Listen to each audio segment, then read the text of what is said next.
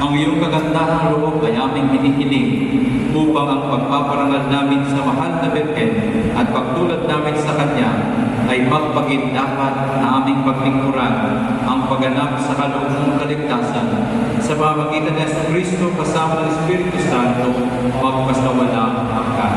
Amen. Sumainyo ang Panginoon At sumayo rin. magsigo kayo at tingin ng pagpapala ng Diyos. Ang makapangyarihang Diyos Ama ng buong na anak na naparito na noon at hinihintay nating bumalik ngayon ay siya namang magpabanal sa inyo, kapundangan sa liwanag ng kanyang pagdating at siya rin nawang pumuspos sa inyo sa pagpapala ngayon at magpasawalang hanggan. Amen.